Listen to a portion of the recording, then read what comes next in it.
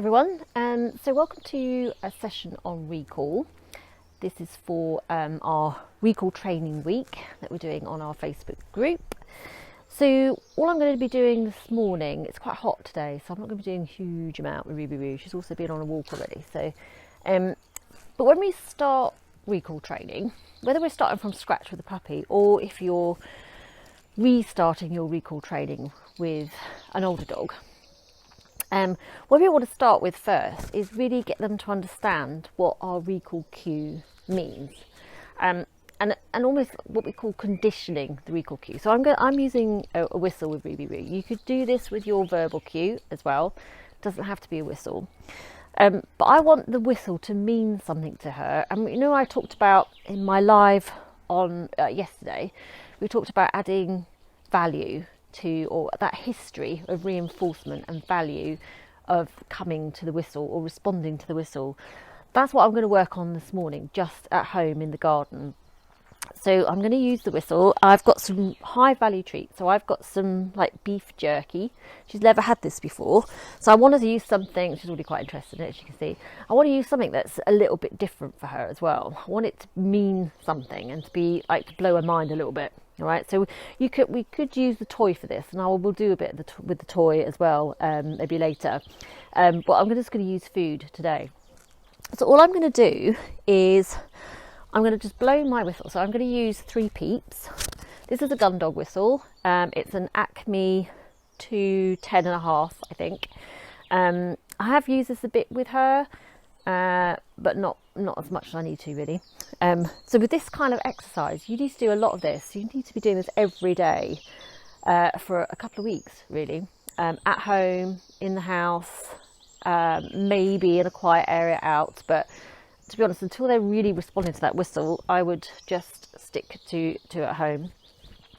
So again, if you're reconditioning a new cue, so if you've decided to go from a verbal cue to a whistle, then this is how I would start as well. I'd literally start at home, getting that whistle to mean something.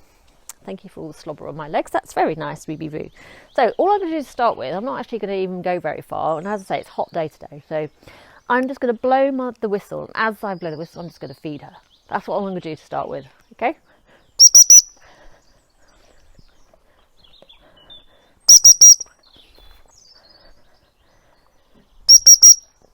Go.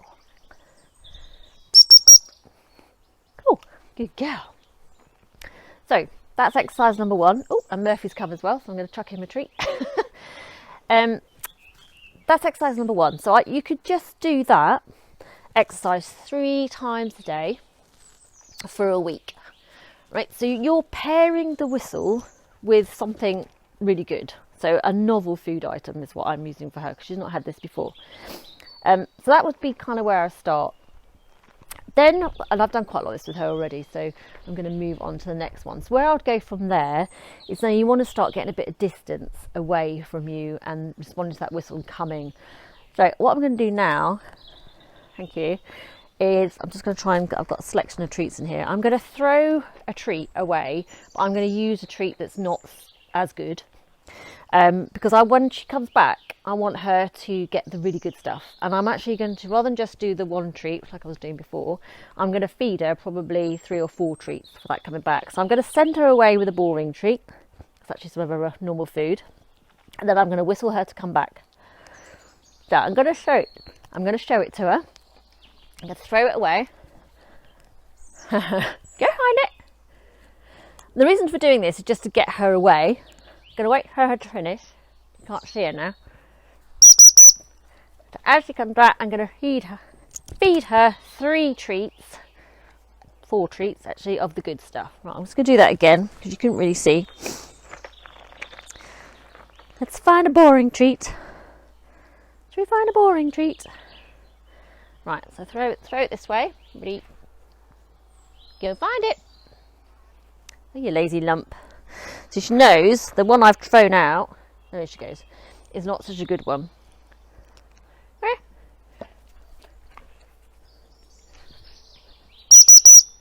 So 1, 2, 3, 4. Wowzers. That was good, wasn't it? Should we do it again?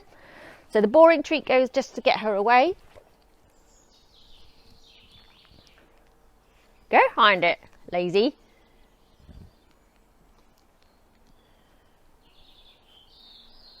You're rubbish. You're rubbish. You got a good nose on you. Right, I'm not going to throw it so far away this time. Right, you ready?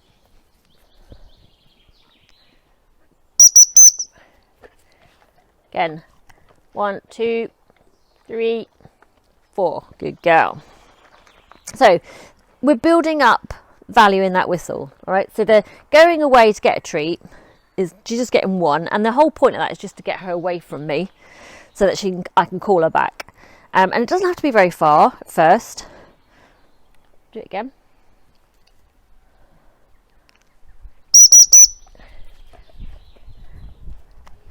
Good girl. Good. Good. I'm just going to chuck a treat to Murph because he's standing there lovely behind the gate. Go find him, Murph. Get it. Cool. So that's all really in step 1. First of all, it's just blowing the whistle, feeding, blowing the whistle, feeding. You could blow the whistle before every meal that you give them.